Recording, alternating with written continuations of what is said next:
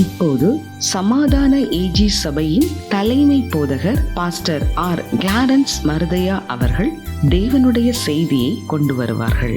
கிறிஸ்துவுக்குள் அன்பானவர்களே, இந்த நாளிலேயும் இந்த ஊடகத்தின் மூலமாக உங்களை சந்திப்பதில் மகிழ்ச்சி அடைகிறேன். இந்த நாளிலே ஆண்டவர் நமக்கு தரக்கூடிய வார்த்தை என்னவென்றால், ஒரு ஊழியக்காரன் அவனை பற்றி அழகாக கர்த்தருடைய ஊழியக்காரன். இன்றைக்கு உலக பிரகாரமாக எத்தனையோ ஊழியக்காரர் இருக்காங்க. தமிழ்நாடு அரசாங்க ஊழியக்காரங்க இருக்கிறாங்க, மத்திய அரசு ஊழியக்காரங்களாக இருக்காங்க, அல்லது ஒவ்வொரு அரசாங்கத்தினுடைய அதிகாரிகளாக இருக்காங்க.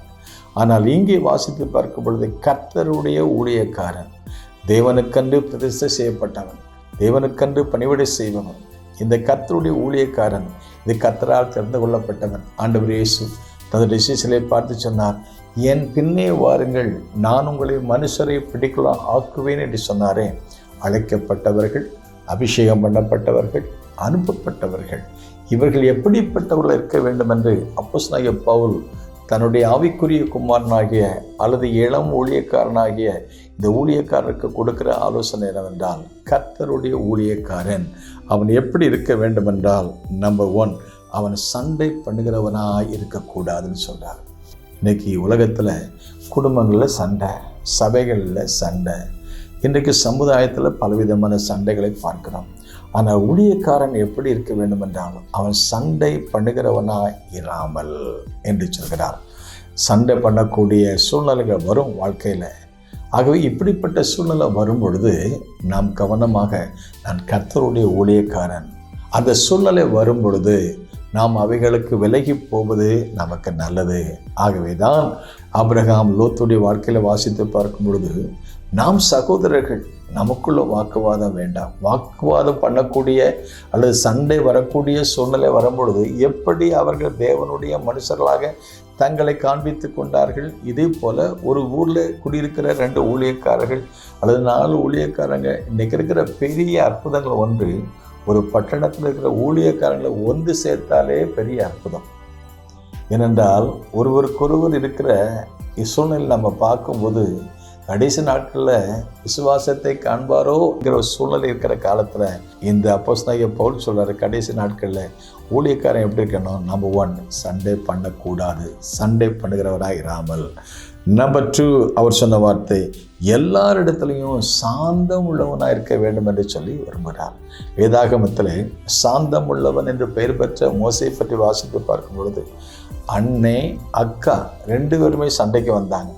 அந்த 2 பேருமே சண்டைக்கு வந்த போது மோசே ஒரு கர்த்தருடைய ஊழியக்காரன் என்பதை அவன் பொறுமையோடு சகித்தான், சாந்தமுள்ளவனாக காணப்பட்டான்.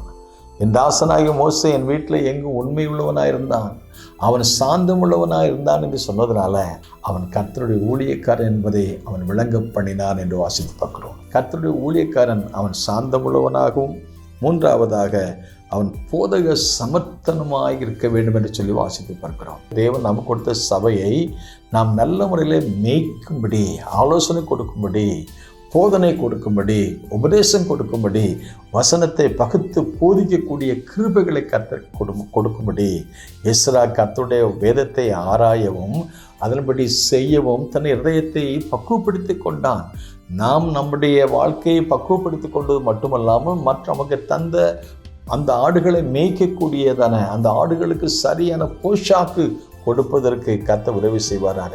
பவுல் தீமோத்தேயுவை சொல்லும் பொழுது, கர்த்தருடைய ஊழியக்காரன் அவன் எப்படிப்பட்டவனாக இருக்க வேண்டும்? சண்டை போடாதவனாக இருக்க வேண்டும், அவன் சாந்தமுள்ளவனாக இருக்க வேண்டும், போதக சமர்த்தனாக காணப்பட வேண்டும். அதற்கு அப்புறமாக அவனை குறித்து சொல்லப்பட்ட கடைசியாக சொல்லப்பட்டிருக்கிறது, தீமையை சகிக்கிறவனாய் காணப்பட வேண்டும். அருமையான தேவனுடைய பிள்ளைகளே, இதுதான் கஷ்டமான ஒரு காரியம். தீமையை சகிக்க நாம் பழகலை. ஆண்டவராய் இயேசு கிறிஸ்து சிலுவையை சகித்தார் என்று சொல்லி வாசித்து பார்க்கிறோம். மத்திய சுவிசேஷம் 5ஆம் அதிகாரத்தை வாசித்து பார்க்கும் பொழுது, உங்கள் மேல் பலவிதமான மொழிகளை பொய்யாய் சொல்வார்கள், சந்தோஷப்பட்டு களி கூறுங்கள், பரலோகத்தில் மிகுந்த பலன் உண்டு என்று சொன்னார். தீமையை சகிக்க பழகிக்கொள்வோம். அதற்கு நாம் அவரோடு கூட பாடுகளை சகிப்போம், ஆனால் அவரோடு கூட ஆளுகையும் செய்வோம். இந்த நாளிலும் கூட ஊழியர்களாகிய நமக்கு ஆண்டவர் கொடுக்கக்கூடிய வார்த்தை நாம் பின்பற்றுவோம். உண்மையும் புத்தமுள்ள ஊழியக்காரனே, கொஞ்சத்தில் உண்மையாக இருந்தனால உன்னை அநேகத்தின் அதிகாரம் வைப்பேன்னு சொன்னாரே. இந்த ஊழியத்தில் நாம் அவருக்கு உண்மையாக இருப்போம். உண்மையாக இருக்கும் பொழுது நிச்சயமாகவே அவருடைய அன்பு, அவருடைய மகிமை, வல்லமை நம் மூலமாய் வெளிப்படும். இதன் மூலமாய் தேவனாம் மையப்படும். இந்த செய்தி உங்களுக்கு பிரயோஜனமாக நம்புகிறேன். May God bless you. பூமியிலே சமாதானமும் நிதியமும் உண்டாகட்டும்.